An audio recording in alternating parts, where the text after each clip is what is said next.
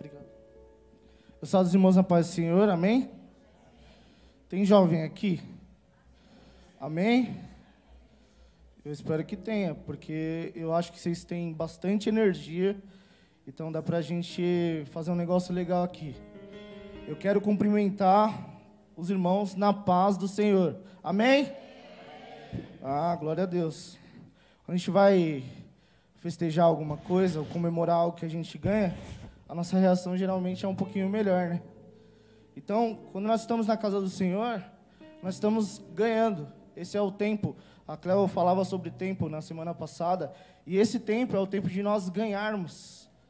Esse é o tempo de nós ganharmos do Senhor, através das palavras, através dos louvores, através dos ensinamentos, através dos testemunhos. Nós estamos ganhando o nosso tempo aqui. O mundo lá fora acha que está ganhando, mas está desperdiçando o seu tempo. Mas nós estamos ganhando. E porque nós estamos ganhando, nós somos felizes e nos alegramos. Amém? Eu queria ler em Lucas 7,36. Agradecer o Reinaldo. Raquel, eles me chamaram ali. Deu uma tremida na base, né? Eu falava com Deus, falei, ó, Senhor, eu não vou me arriscar a ficar pedindo oportunidade para ministrar mensagem, nada, até eu ter hermenêutica e principalmente a homilética. Mas a hermenêutica eu acho que é um pouquinho mais importante, porque ela vai me dar o fundamento, né? Mas o Reinaldo, ele me chamou e a gente não pode recusar um convite do Senhor, né? E eu estou aqui, eu confesso que eu me preparei bastante. E eu espero que o Senhor possa falar aos nossos corações, que Ele fale ao seu coração, fale assim como Ele falou no meu coração durante o preparo dessa mensagem, amém? Lucas 7,36, eu já vou ler para a gente não perder mais tempo. Vai dizer assim: convidado por um dos fariseus para jantar, Jesus foi à casa dele e reclinou-se à mesa. Ao saber que Jesus estava comendo na casa do fariseu, certa mulher daquela cidade, uma pecadora, trouxe um frasco de alabastro com perfume e se colocou atrás de Jesus a seus pés. Chorando, começou a molhar-lhe os pés com suas lágrimas. Depois os enxugou com os seus cabelos, beijou-os e os ungiu com perfume. Ao ver isso, o fariseu que o havia convidado disse a si mesmo: se este homem fosse profeta, saberia quem nele está tocando e que tipo de mulher ela é, uma pecadora. Então lhe disse Jesus: Simão, tenho algo a lhe dizer. Dize, mestre, disse ele. 2 homens deviam a certo credor. Um lhe devia 500 denários e o outro 50. Nenhum dos dois tinha com que lhe pagar. Por isso, perdoou a dívida a ambos. Qual deles o amará mais? Simão respondeu: suponho que aquele a quem foi perdoado a dívida maior. Você julgou bem, disse Jesus. Em seguida virou-se para a mulher e disse a Simão: vê esta mulher? Entrei em sua casa, mas você não me deu água para lavar os pés. Ela, porém, molhou meus pés com suas lágrimas e os enxugou com seus cabelos. Você não me saudou com um beijo, mas esta mulher, desde que eu entrei, não parou de beijar os meus pés. Você não ungiu a minha cabeça com óleo, mas ela derramou perfume nos meus pés. Portanto, eu lhe digo, os muitos pecados dela lhe foram perdoados, pois ela amou muito. Mas aquele a quem pouco foi perdoado, pouco ama. Então Jesus disse a ela: seus pecados estão perdoados. Os outros convidados começaram a perguntar: quem é este que até perdoa pecados?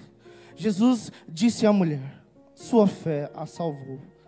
Vá em paz. Amém?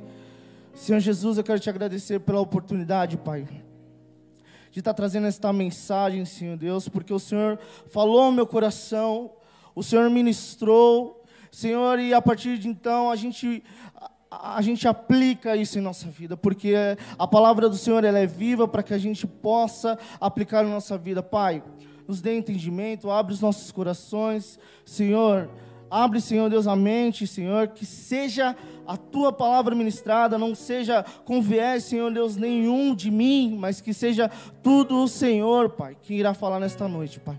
Mais uma vez eu te louvo e te agradeço por esta oportunidade, Pai. Amém. Irmãos, aqui, logo nessas primeiras linhas, a gente é apresentado as 3 personagens principais dessa história aqui, onde é narrado em Lucas. E esses 3 personagens, o primeiro é o fariseu. E a gente vai conhecer o seu nome depois, e é Simão. Mas a gente não pode confundir com o Simão Pedro, né, que é o apóstolo discípulo de Jesus. É outro Simão. Esse Simão, o fariseu. Também nós conhecemos Jesus, obviamente. Ele está dentro desses 3 personagens. E um terceiro, que é uma mulher que até então ela é chamada de pecadora. Não tem um nome aqui para ela, mas ela é chamada de pecadora.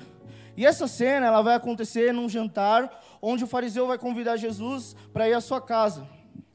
E aí é importante a gente pegar algumas informações sobre esse jantar, para a gente avançar um pouquinho no texto, e lá na frente a gente entender algumas coisas. Muitos teólogos, eles concordam que esse convite é feito a Jesus, provavelmente após eles ouvirem Jesus ter ministrado alguma pregação em algum lugar ali próximo, onde eles estavam, e porventura eles chamaram Jesus porque eles estavam curiosos. Aquele mestre tinha a dizer. Esses jantares eles eram comuns naquela época entre eles, para que pudesse debater cerca da palavra. Era um jantar meio restrito.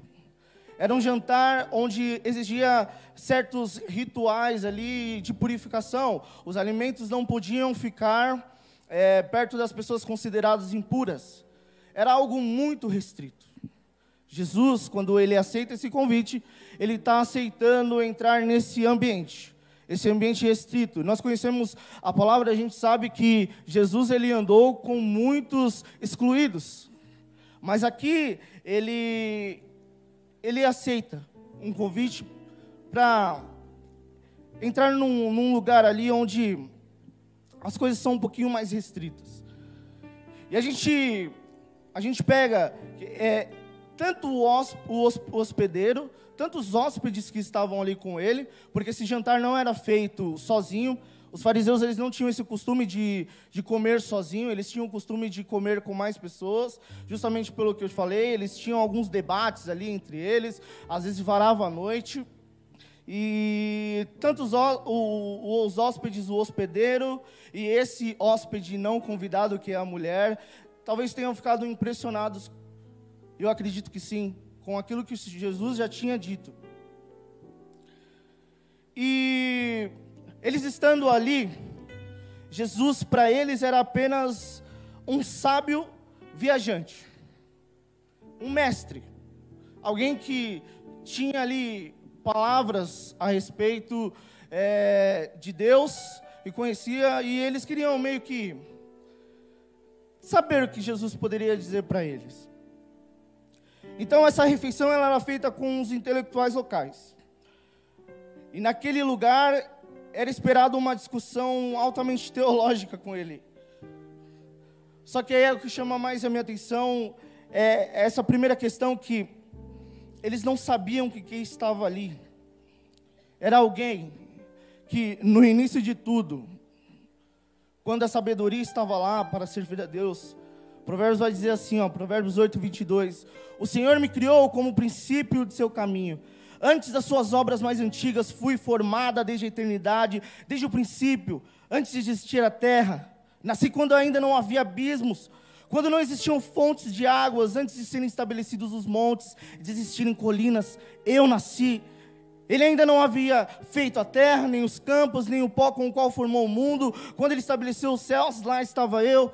Quando traçou o horizonte sobre a superfície do abismo, quando colocou as nuvens em cima e estabeleceu as fontes do abismo, quando determinou as fronteiras do mar, para que as águas não violassem sua ordem, quando marcou os limites dos alicerces da terra, eu estava ao seu lado, eu era o seu arquiteto. Jesus estava neste lugar quando a sabedoria já estava lá. Ele não era apenas um sábio qualquer, Jesus é o próprio Deus. João vai dizer, Jesus é o próprio Deus. Se a sabedoria estava lá, Jesus estava lá com Deus, a Trindade estava lá, nós cremos nisso. Não era um homem qualquer.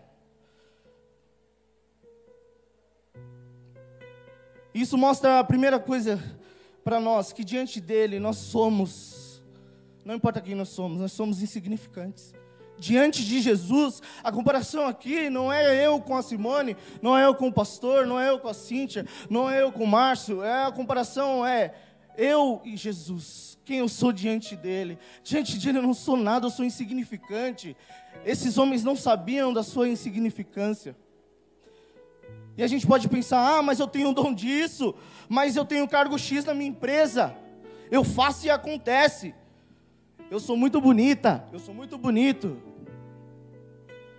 A galera que anda comigo, curte meu jeito de ser, eu vou longe com esse meu jeito. Sabe que o mesmo Salomão que escreve Provérbios aqui, que vai escrever em Eclesiastes, ele vai dizer assim, no final da sua vida: vaidades de vaidades, tudo é vaidade. O Senhor não é só sábio, Jesus, Ele não é só sábio, Ele estava lá quando a sabedoria estava lá. O Senhor sabe de todas as coisas. Perto dEle nós somos insignificantes. Pois bem, quando Jesus chega, Ele vai e reclina-se sobre a mesa. E é importante a gente saber, as mesas naquela época, elas eram baixas. Eram longas e baixas. E geralmente, no centro da sala ficava, imagina, uns pratos redondos grandes, de madeira, e ficava ali no centro. E quando eles comiam, eles comiam, eles meio que, eu não vou dizer sentar, eles se inclinavam realmente, como nos divãs baixos também, e é assim, com o braço esquerdo. Fazia parte até do ritual, que eles tinham da purificação da refeição ali que eles tinham que fazer, porque os pés era considerado impuro. A gente vai ver em várias passagens aqui, né? A gente vai pegar ali Moisés, quando ele está diante da sarça, olha, tira a sandália dos seus pés, o lugar onde você pisa é santo. Os pés era considerado um ato de impureza. Eles tinham que ficar, não podia ficar diante do hospedeiro, do anfitrião. E ele ficava assim, mais ou menos assim, no chão, afastado da mesa. E quando eles chegavam, eles sempre faziam isso. Eles chegavam na casa e na porta eles já tiravam as sandálias, tiravam os chinelos. Obviamente não tinha meia naquela época, né, para eles ficar tirando. Eu acho que até hoje a gente não usa meia com chinelo, né? Eu já vi gente usando. Meia com Crocs deve ser confortável. Eu acho meio feio, mas eu confesso que deve ser confortável. Mas não tinha. E atrás desses divãs, com uma espécie de bacia, os servos, eles derramavam água nos pés desses convidados. Os que eram convidados tinham esses pés lavados, né? Mas, aí é que está. Está faltando algo, não está? Jesus, quando ele entra, ninguém lava os seus pés. Jesus foi convidado e não houve, por parte do anfitrião, uma ordem sequer para que os servos lavassem seus pés. E além disso, era comum também que o convidado fosse recebido com um beijo. Era comum. Também, alguns faziam a unção com óleo. E o óleo ali é um negócio tão barato e tão fácil, tão acessível para eles, que não era nem porque estava faltando, porque não queria mesmo. Tais rituais, eles são aceitos totalmente como cruciais na recepção de um hóspede, principalmente quando ele é convidado. E eles terem sido omitidos aqui, terem sido, como que eu posso dizer, esquecidos, né? Coisa que eles não foram, mostra que ali foi realmente uma omissão por parte do fariseu, por parte de Simão. ele convida Jesus, mas ele está com segundas intenções ali. Eles foram omitidos propositalmente pelo hospedeiro. Aqui no Ocidente, a gente tem, aqui no nosso comum, a gente tem uma regra de hospitalidade, né? Quando chega alguém na sua casa que você convida, geralmente, eu pelo menos sou recebido assim, ou eu procuro receber desta maneira. A gente pede para a pessoa sentar, se a pessoa estiver segurando um guarda-chuva, alguma coisa. Não, daqui eu seguro, guarda aqui para você enquanto você estiver aqui. Quer tomar uma água, um café, um chá, um suco, sei lá. Oferece um bolo se tiver. São regras de hospitalidade. A gente tem, apesar de não serem tão rígidas, né? Mas a gente tem essas regras. Eu queria que você imaginasse agora, se teletransportasse para aquela cena. Imagina você no lugar de Jesus, imagino eu no lugar de Jesus e sendo tratado dessa maneira. No mínimo, eu e você, no mínimo, não voltaríamos mais neste lugar. Nós sairíamos falando mal e essa pessoa ia dormir com a orelha quente, porque a gente ia se sentir maltratado. Jesus foi maltratado. E ele sendo mestre, poxa, é pior ainda, porque o mestre, ele tinha que ser recebido, e todos o reconheciam como mestre, tá? Não é porque eles conheceram ele, mas eles conheciam, porque o próprio Simão diz, descaradamente lá na frente, mas ele diz, mestre, sabe? Ele era reconhecido como mestre, mas não recebeu as honrarias do mestre, porque o mestre, além de tudo isso, ele teria que, todos os machos da casa, né, os homens, eles tinham que ficar à porta, quando o mestre entrasse, e eles beijariam a mão do mestre, quando ele entrasse. E logo de cara, já tem que lavar os pés. É pior ainda. É como se eu estivesse realmente ofendendo aquela pessoa. A gente às vezes olha assim por cima e fala, cara, foi uma ofensa, mas Jesus, você vai, né? Às vezes a pessoa não estava com a cabeça boa, não estava com a cabeça... Não, foi de propósito. Mas a casa desse fariseu, durante esse banquete, as pessoas tinham acesso, ela ficava aberta. E aí uma mulher fica sabendo que Jesus estava lá. Óbvio, a casa está aberta, Jesus está no lugar, eu imagino que deve haver um burburinho ali naquela região. A gente já viu casos de... eu lembro, vem aqui na minha mente, quando o Michael Jackson veio aqui para o Brasil, foi lá para a Bahia, aí você vê aquelas imagens do clipe dele, um monte de gente saindo com a cabeça para fora, assim, ó. Sei que eu imagino Jesus quando chega no lugar dessa forma, assim, ó. Meu Deus, Jesus é aquele que cura, é aquele que está perdoando, não sei o que está falando umas palavras aí que a gente não entende. Preciso ver. Eu imagino que... E essa mulher fica sabendo que Jesus estava naquele lugar. E ela leva consigo um frasco de alabastro com perfume. Muito provavelmente essa mulher escutou palavras de Jesus acerca do amor de Deus oferecido aos pecadores, mesmo os iguais a ela. E ela tem no seu coração o desejo profundo, quando ela vai até lá, com esse frasco, de demonstrar gratidão, de demonstrar devoção.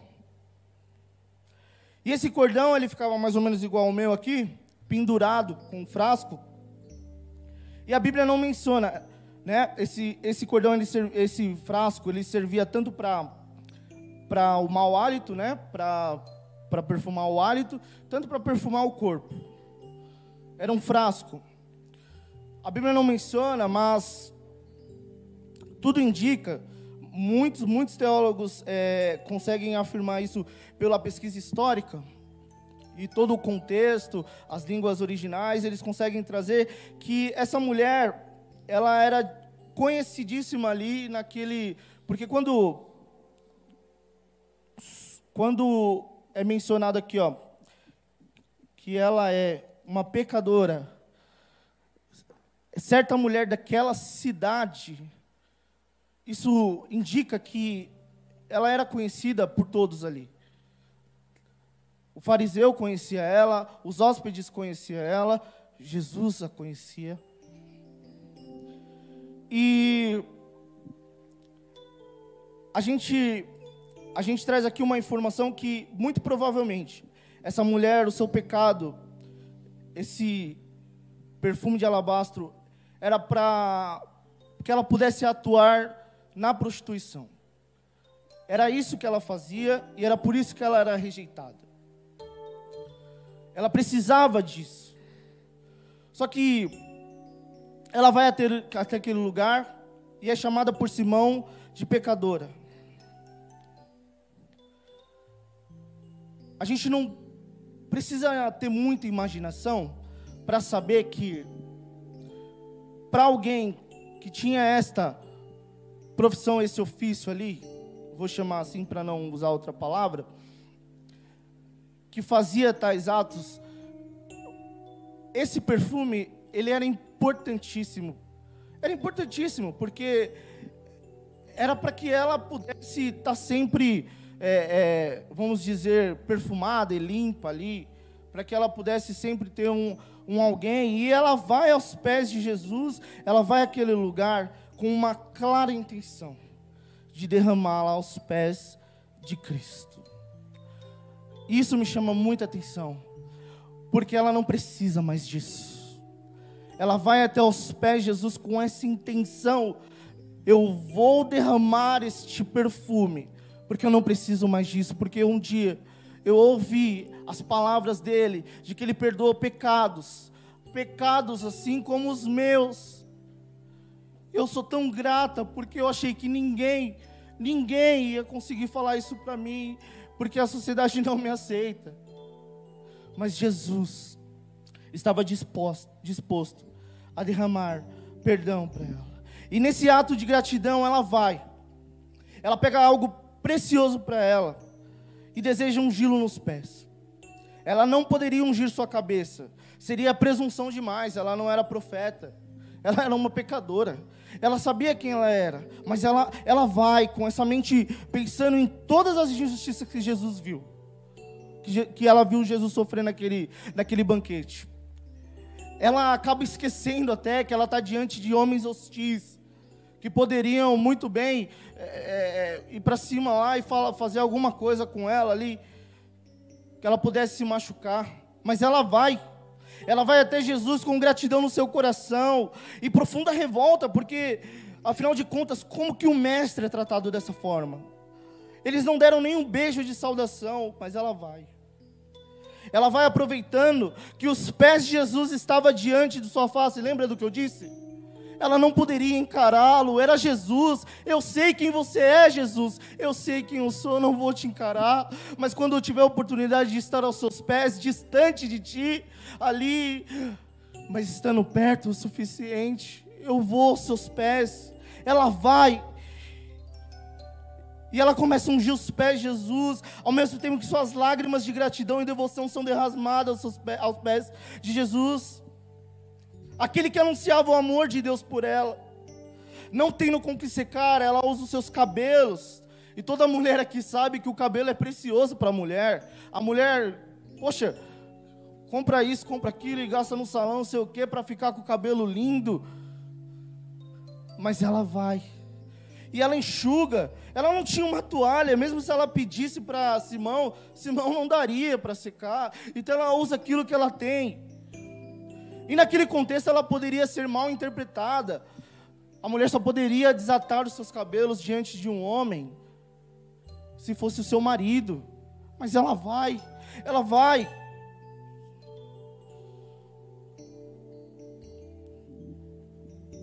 Ela continua derramando perfume e lágrimas. Ela continua derramando a si própria. Como quem diz: isso é tudo que eu tenho, Jesus. Tais gestos não eram apenas uma compensação. Não era somente uma compensação por todo o descaso que Simão fez com Jesus. Era mais do que isso, era gratidão. Ela tinha intenção. Devoção e gratidão, irmãos. É isso que nós precisamos fazer ao estar aos pés de Jesus. Nós precisamos ter devoção e gratidão ao estar aos pés de Jesus. Ela derramou tudo aquilo que era mais precioso para que ela pudesse continuar a vida que ela tinha. Mas eis que Jesus, com o seu perdão, dá a oportunidade de ela ter uma nova vida. E ela derrama aquilo, dizendo: eu não preciso mais disso. Isso não é mais importante para mim. Agora eu tenho a Ti.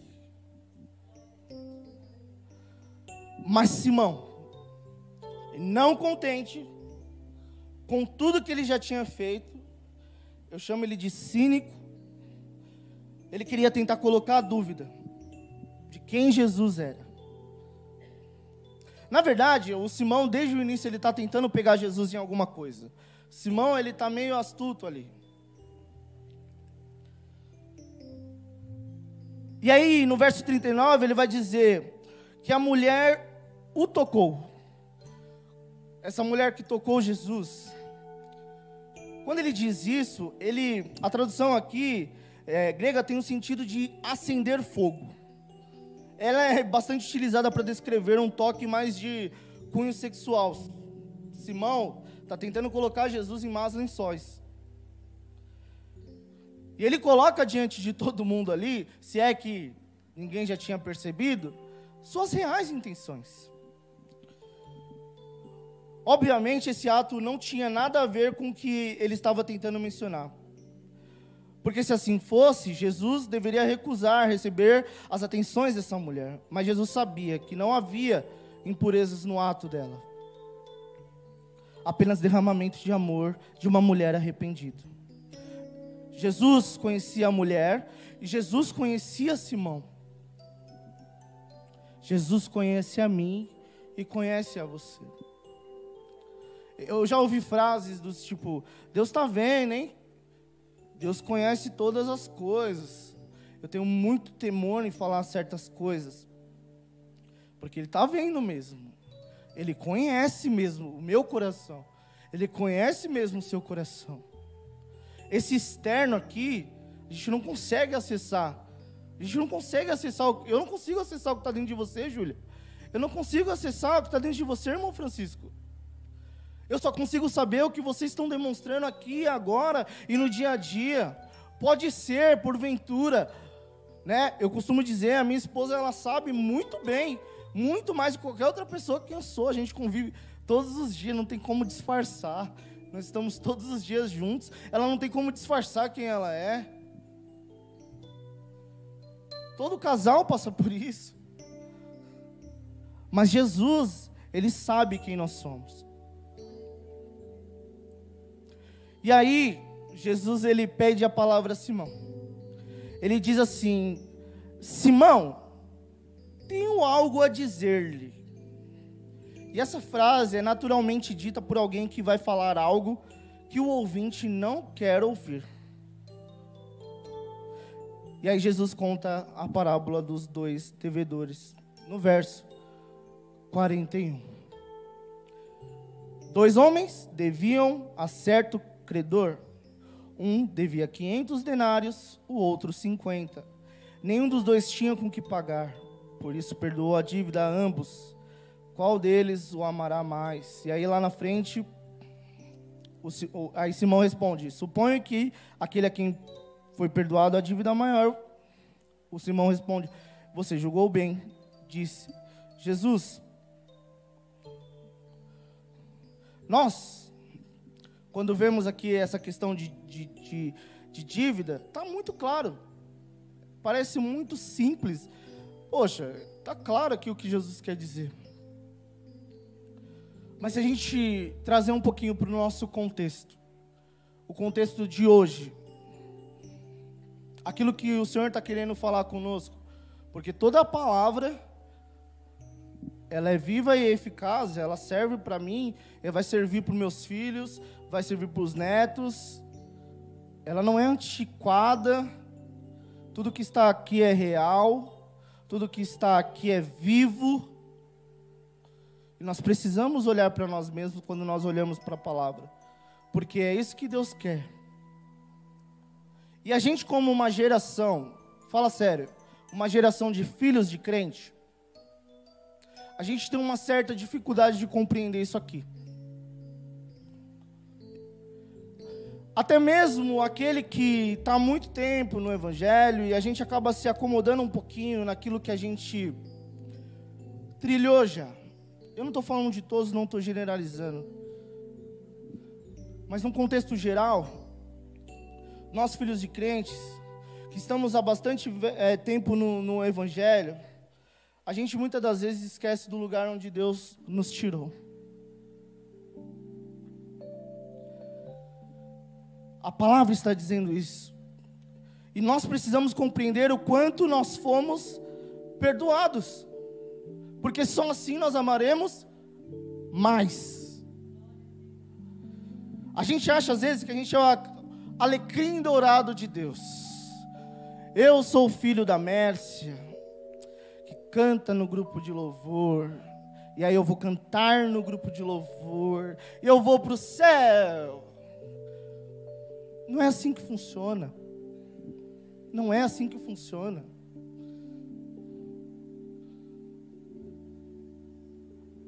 Sabe, a gente precisa reconhecer da lama que o Senhor nos tirou. E todos nós estávamos lá. A palavra nos diz isso. Porque só assim nós o amaremos mais. Sabe por quê? Porque nós reconheceremos o quanto fomos perdoados. A gente acha que a gente não precisa ler a Bíblia. Deus entende. Eu estou estudando, eu já estou lá no final de semana, eu já estou indo 5 horas lá, quando tem culto de jovens ensaiar. Deus entende. Eu leio a Bíblia quando o pastor pregar. Eu já vou na escola dominical. Nós não temos nosso devocional. A gente não ora, a gente não se coloca aos pés dele, a gente não derrama o nosso coração diante dele. Nós amamos pouco porque nós entendemos pouco quanto fomos perdoados. Assim como Simão, alguns podem entender que Jesus está dizendo a Simão, é que ele tem poucos pecados, e aí por isso ele amou menos. Se amou, né? Porque as atitudes dele não demonstram amor nenhum. Mas eu vou por outra linha. O que Jesus realmente quer dizer, e é o que Ele deseja ensinar para mim, para você, Ele deseja ensinar para todos nós que o servimos. É que por meio desse relato em Lucas, é que Simão tinha muitos pecados. E algum deles eu posso citar aqui, nós vimos durante a mensagem. Ele tinha pouca percepção, não se arrependeu. E naturalmente é um homem que ama pouco. Simão, como muitos de nós, ali ele demonstrava que estava preso na sua arrogância, no seu orgulho, na sua dureza de coração, na sua hostilidade, o seu espírito julgador, na sua pequena percepção das coisas que nos contaminam diariamente. Quantas são essas coisas? Irmãos, são muitas coisas. Um dia, eu vou até dar um exemplo aqui meu. Um dia eu já disse assim, olha, não, eu escuto umas músicas seculares aí. Eu tenho um total entendimento que isso não vai me afetar, não é o que entra. Eu não estou falando de canção que fala de amor, essas canções antigas. É bonito, eu gosto de ouvir algumas canções antigas e tal, mas eu estou falando de algumas canções do dia a dia que ficam famosas, a gente acaba gostando, ouve. Eu acho que eu não sou o único, não é possível. Principalmente nós jovens, tá? Mas são canções que ela vem de um coração muitas das vezes que está amargurado, entristecido, que está revoltado, que não tem Jesus. Sabe o que a gente está fazendo? A gente está se alimentando com isso. E quando a gente está cheio de porcaria, a gente não quer comer comida. Quando a gente se enche olha, eu posso falar com muita propriedade. Se a gente se enche de salgado, chega em casa, a gente não quer comer comida, não. Arroz e feijão. E sabe o que é pior? Sabe o que é pior?